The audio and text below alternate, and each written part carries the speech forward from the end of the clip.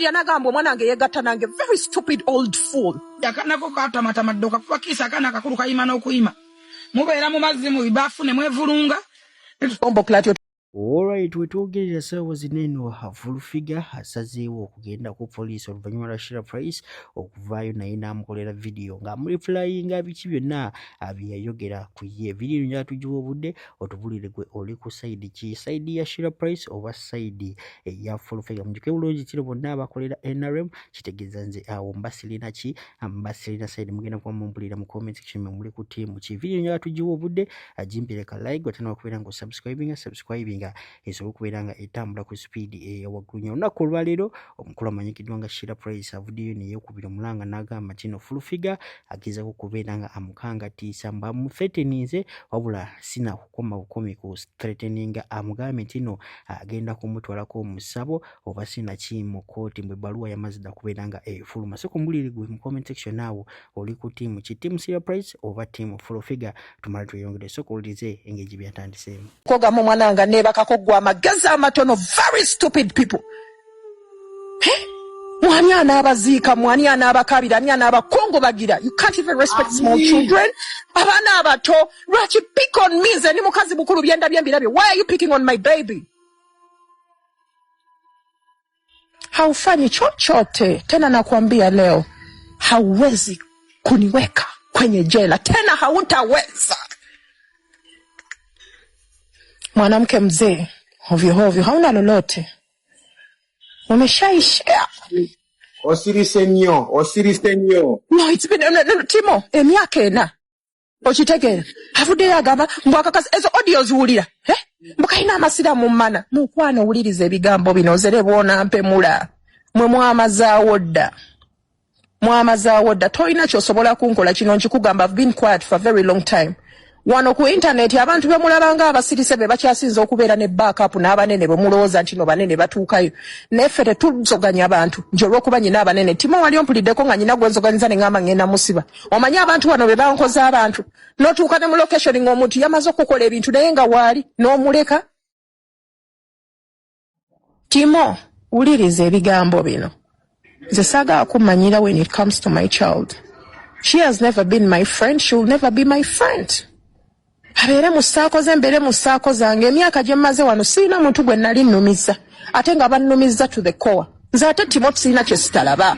Vidiyo z'abaana zonna basobola ozireeta oyo omukazi yanfuula akamere k'okusolo. Tikuli kumakya. Buli lwakeera. Naye nga nali mukoze eki. Nali mukoze eki. Okitegeera. Naliko mu Karaoke nabo nti bwe natuuka nze ne mbayitako. Sibeerangako na mu regimu yaabo. Sibeerangako na mu ssaako yaabo. Omukazi anfuukidde ekyeneena. Vuma baali bwe mwetwala. Kino nkikugamba nze toddamu kummanyirira mwana. Omwana wange mwesonyiwe. Tokiddangamu. Va ku mwana wange. Omukazi omukulu emyaka egyo gyonna n'oyimirira n'ogamba omuntu yeegatta n'omwana we. Shame upon you. Shame on you.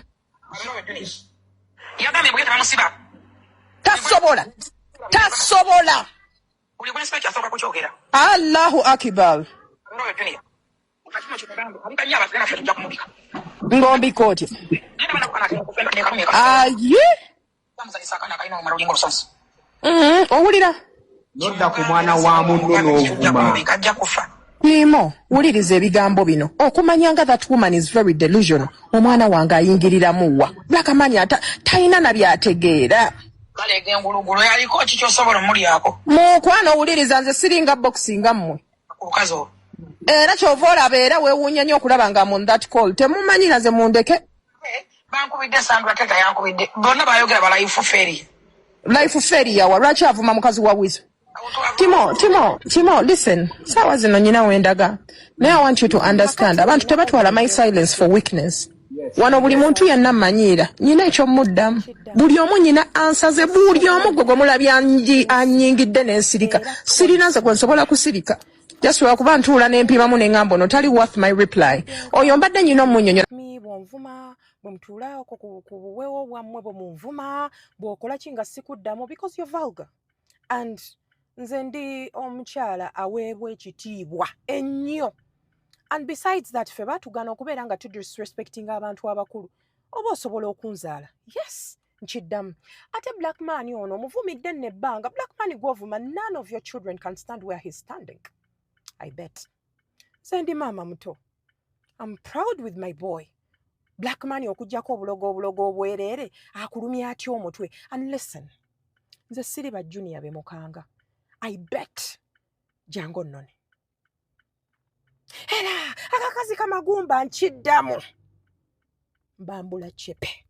Toyina ky'osobola kukolawo. And ekyekirala. Obupoliisi bwammwe obwo bwe muwaayo abasirikale emitwalo 5 ne muzoganya abaana ne mubateekayo. I'm a Tanzanian straight woman. You can do nothing. Badange tosobola. Nze mbadde sikuwamu because you're vulgar. We cannot have a straight conversation. How? Come to me goli disrespectful nkukube points. Nze obusungu bwonninako. It's because of that call. It was a conference call nga kwoli ne bakugamba kwendi. You were shocked because I belonged there. Now listen, there is nothing you can do. Nchiddamu, nothing. I bet. Kuba one, give it a try. Nachiddamu, nze ndi kakazi ka kiro ntono bwebati. Naye tosobola. Mukasalemu, tosobola. I bet. And listen, this is the last conversation I'm having with you because I have so many things to do. I have a baby to look at. Baby wange nyina okubeera nga ndabirira mwana.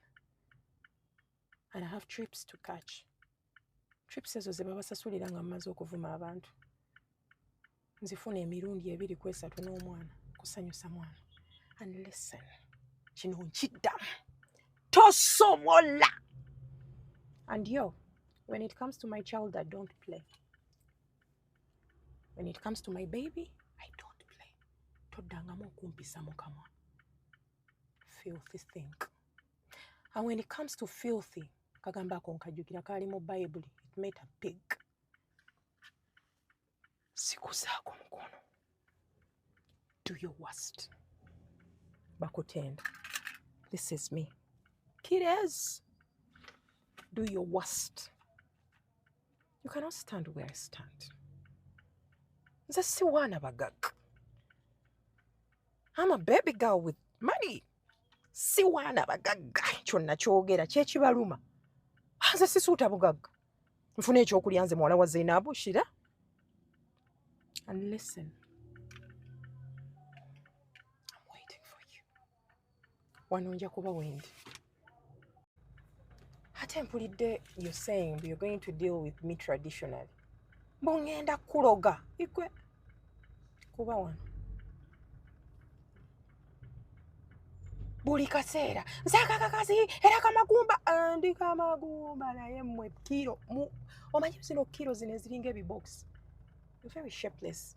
Kuba kati atemba sisobola nakuwa kubanga kati emyaka giba gikuliridde tosobola kubeera mu myasa giri regime ziri ne zino regime instead of okubeera nga mubeera mu empowering abaana ate obeere ng'oteeka abaana wansi. You should be proud of me. Gwe tolaba nti no, I'm a role model. I'm actually your role model. Hey, olina okundabirako ndikyakulabirako eriggwe naye buli kaseera erako cepe yeekuluma toyina kyosobola nakukolawo. Era bw'oba sirimu aje tugende batukebere mwe musobola okwekebeza ggwe nga bakusoma ddi ye mukwano okangamu bajuniya nze tosobola ompisizza mukamwa emyaka egi nga bw'ovuma omwana. I can give you all the points nga sikuvumye wadde. Ndowooza otegeera enjawulo yange naawe. Points zituuka. Mulinda kusuuta bagagga era gundi mugagga gundi era gundi mugagga gundi okuba engalo ofune ekyokulya nze muwala Zainabu. Mukwano kale siyina na budde bwo. Actually, nyina feeling muba mulowooza abantu babatya situbatya but you vulgar. Banoonya conversation nze naawe ngitandikirewa not until today. You mentioned my boy. Ekisooka black man alimu obulamu bwalimu sisuubira. I'm even jealous of him. Black man owange gwoliko gwovuma tosobola kanga abo. Kati nze emizannyo egyo gye mutwala abaana kukundi eno ne bawayo emitwalo 5 sibimanyi. Don't play with me. Nze siri mukwano gwo. Era akakazi ako nze era saakagala bannange wankeeta one. I've never liked you. By the way, from the word go. Never. I know the people I like I know the people I don't like. Mulekerawo okubeera nga mudisrespectinga abantu eno apu si yammwe ate si mwe abatuliisa mmwe babombo clat. Sirya wo. Buli omu ne kimubuukira. You look filthy and dirty. Toddamu. Ezo audio zonna nziwuliriza ng'onvuma. Onvumira ki? Ye bannaye lwaki tonvume? Nga lwaki tonvume nga wendi w'oyagala? Yes, wendi w'oyagala. Byabalema okukola mugiri emyaka kati saawa zino ate kati munyiigira ffe. Naliyo gye mwakubira karaoke zammwe. Just leave me alone. Gwenze nyina obudde bwo ate sikutya. Kati bakutenda. Yangu nno. Nze locations zange nyangu. Ngenda wano ku hoteli kulya breakfast. Osobola okujja. I've never liked you. Era mbantu abatakwagala mbala. Toyina ky'osobola.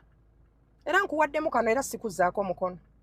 Njagala omanye nti akaka Tanzania tekayina gwe katya sirina just for the sake of my people abanzikiririzaamu siri vulgar bwe batyo bwe najja ku app era teri yampulirako kyova olaba mbaswalira. Naye gwe nze nyina obudde bwo.